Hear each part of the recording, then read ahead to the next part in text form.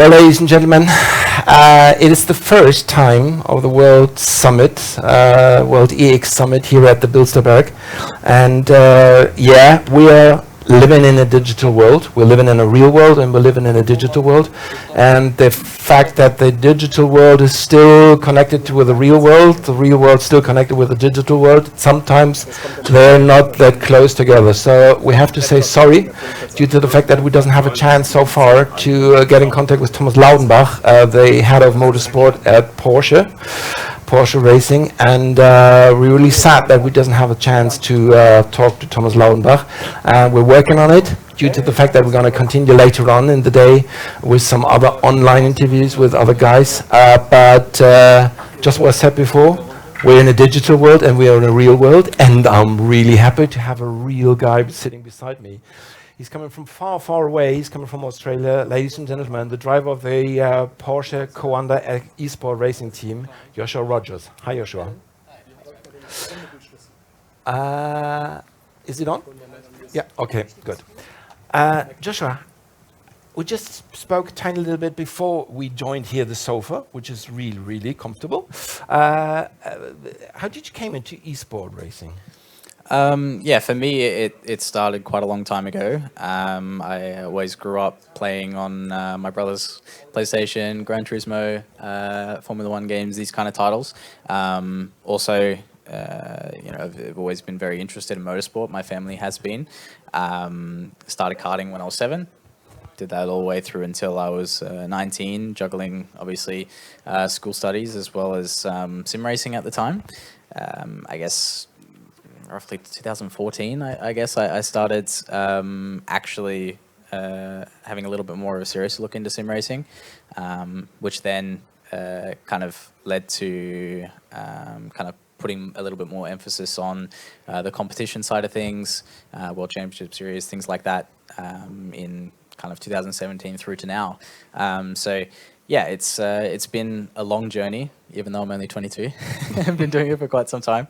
But yeah, no, it's fantastic to be here, and it's fantastic to see how far sim racing has come since way back when. Racing is very emotional. And you just said that you were done some karting before you joined sim racing or esport racing. What do you say, sim racing or esport racing? Because it's so funny. For me, I'm coming from the real racing, just what I said before, probably rallycross and rallying and everything like that. A bit more the dirty one, the dirty side of motorsport. And sometimes I'm really mixed up. Is it sim racing or is it esport racing? Yeah, I think we're probably heading into a different time now where it's probably going more in the esports direction. More so, I suppose you could say sim racing is a discipline of esports.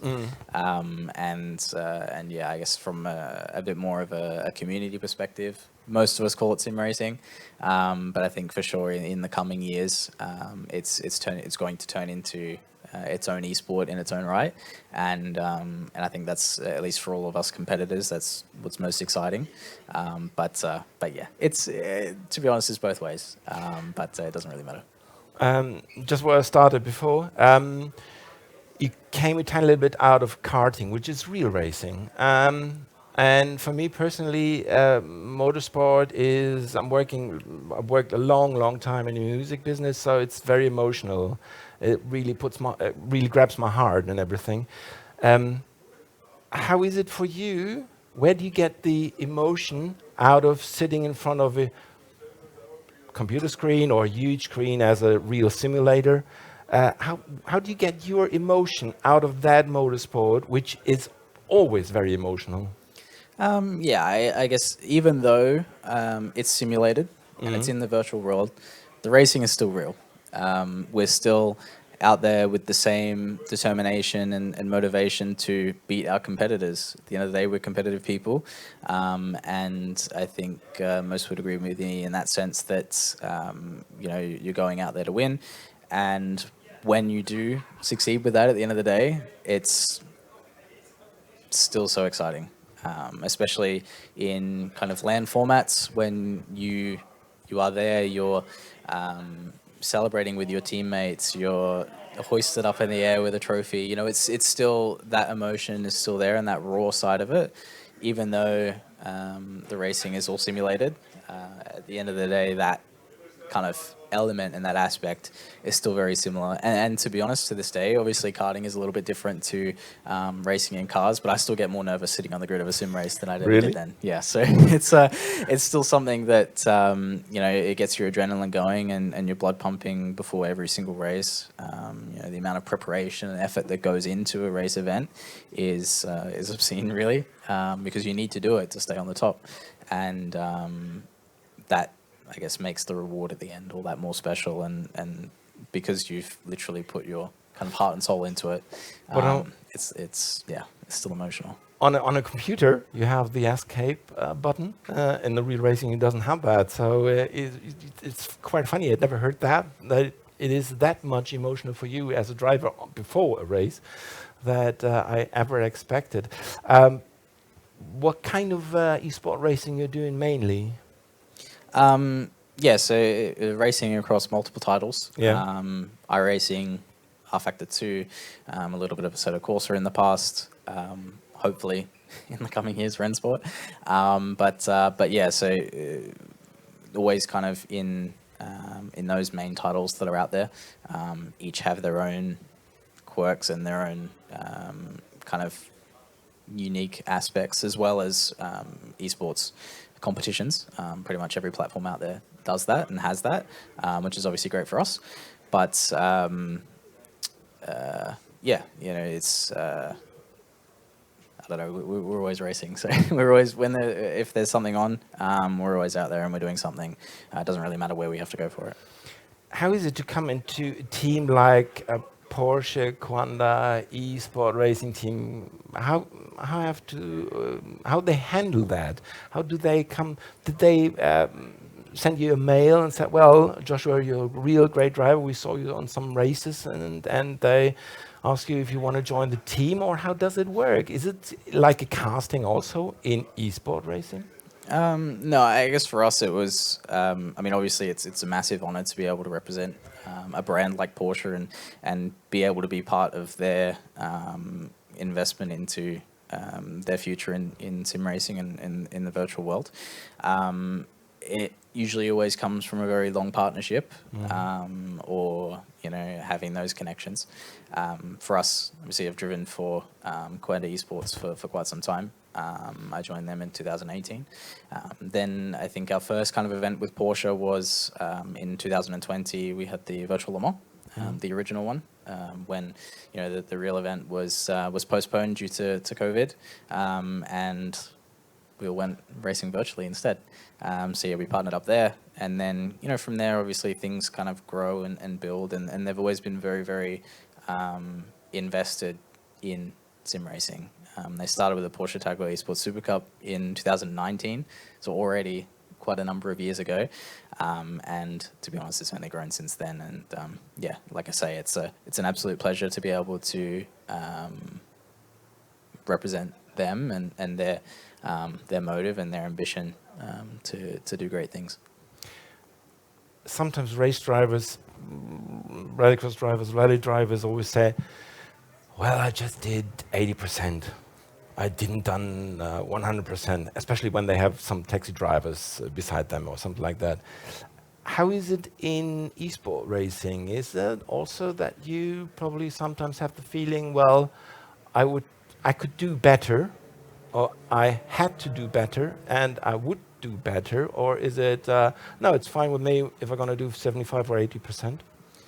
I mean, if we had that attitude, I guess we'd never improve. You know, for us, in the real world at least, you're limited. You're limited on track time. You're limited on equipment, on tires, whatever it may be. In the sim, we don't have that limit. Our limit is 24 hours a day, 7 days a week. So, And you do it like that? No.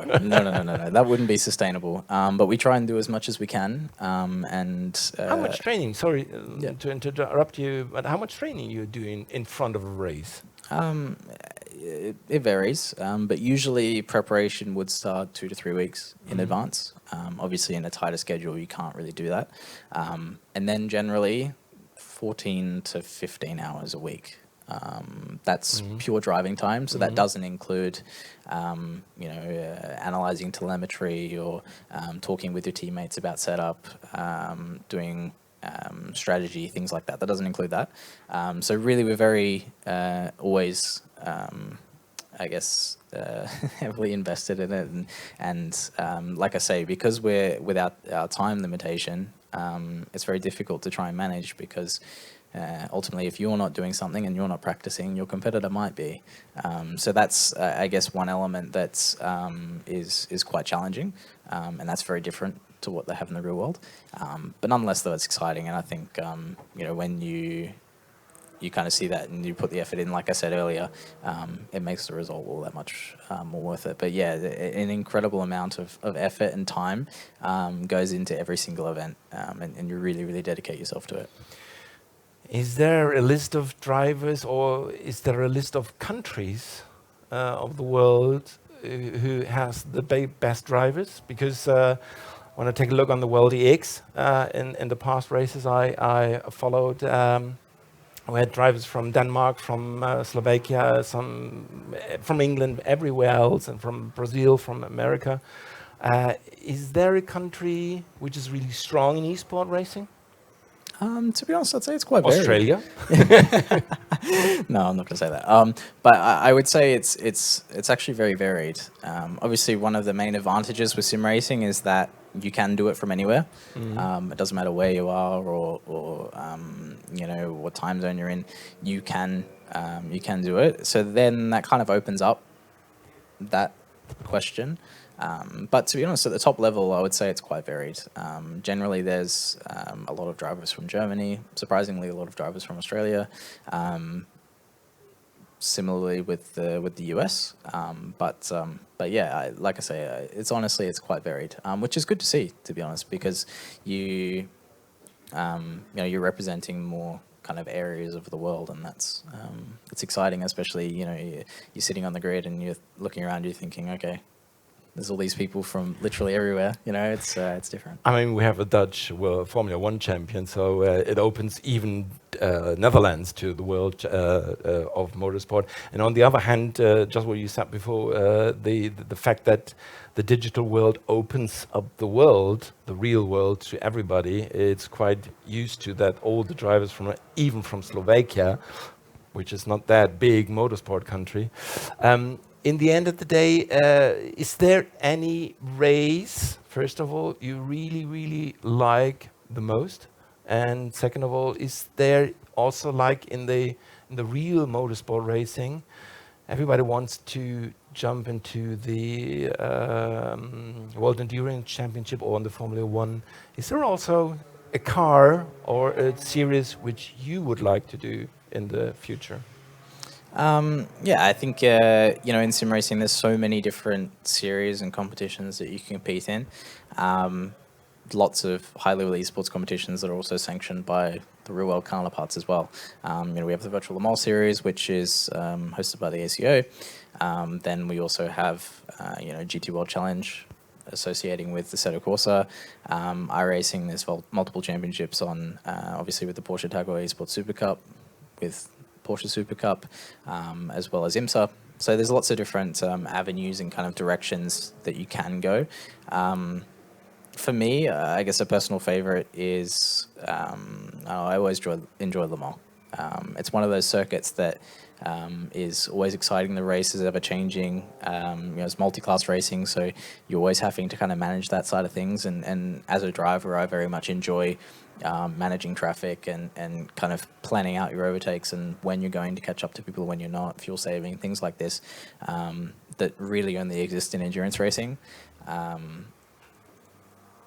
The Porsche Tagore Esports Super Cup as well is certainly up there for me, having won it twice. But yeah, it's a very different format. You have sprint racing, reverse grids, things like that to make it exciting, and it is not only for a spectator but a driver as well. So you can see there from that aspect that there's such a wide variety of what's possible in sim racing as well, because you're even from a format perspective less limited. You could try something completely crazy that no one would ever want to do in the real world. and see if it works there. Like VCO Infinity that we had earlier on in this year, 24 hours of 1 hour races. You know, it's something that's completely unfathomable in the real world. I just thought about the fact that if everybody's talking about esport racing or sim racing, whatever we name it, it's always circuit racing. We know surely that there are a lot of rally games and rally racing also in the esport world. Do you think that esport racing is much more into circuit racing than into the dirt part of the motorsport? I mean, Due not to the fact that it's going to go from A to B, from B to Z and everything. And is that the problem for rallying being really popular in esport racing? Yeah, I mean, I guess there's certainly more of an emphasis on circuit racing, especially obviously for me with the partnership with Porsche. They're not racing in rally, so but yeah, it's you know, there's still titles out there. There's WRC Games running a championship there. iRacing also has off-road capability, so yeah, it's certainly not as big. It's more of a niche market.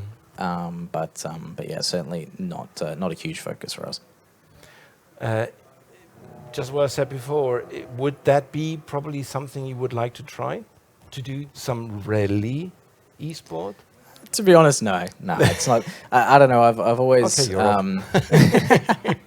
It's exciting and it's something that you know, I very much admire when I watch it. But yeah, no, I'm very happy. You know, in the position that we're in, to be able to race virtually at the highest level in all these replicated circuits all around the world, representing yeah, incredible people. If we're going to connect you to the real world back, if you would have the chance to choose from not only Porsche cars, but from all other cars, which one would be the real racing series, the real racing format you would like to do in real life? WEC, Okay. I would say, yeah. I think at least, I don't know, for me, there's just something so exciting about that. But at the same time, for me, I'm very, very happy competing in sim racing. We're in an industry that's growing, in an industry that is heading somewhere exciting, not only from a spectator point of view, but someone that appreciates having a sim in their living room as a hobby, but also for us as competitive professionals in the esports world, we're able to or potentially kind of push this into a direction where it's more in line with other esports out there in their sustainability and their kind of I guess processes in that professional scene. So yeah, it's exciting to see where that can go, and like I say, I'm fully on board with committing to that path because yeah, it's I don't know, it's just something so exciting and something that so much effort has already been poured into that it wouldn't be worth doing something else. But I'm absolutely with you, because the only race I look beside Rallycross World Championship or Rally Championship, World Championship, is the Le Mans race, the 24 Hours of Le Mans, and I'm absolutely not any more interested in the Formula One, but I'm absolutely, because I cannot say why, because for me personally, it's a bit like, of course, it's much longer than a rally, much longer than a Rallycross race, of course, but it's still more rough. It's more down to earth. It's much more real racing, and all the other stuff is not that. And a tiny little bit also I started really due to the fact that I'm now working with the World EX is the ETCR, which we're gonna have later on a keynote also, or about an interview. Joshua, it was a great pleasure to have you here. Absolutely. I hope you doesn't have a long trip back to Australia. You're gonna stay somewhere in Europe, of course. And once again, it's really sad thing that we didn't have a chance to talk to Thomas Laudenbach, but it was a great talk to you. Thank you very much. Ladies and gentlemen, Joshua Rogers. Thank you. Thanks for having me.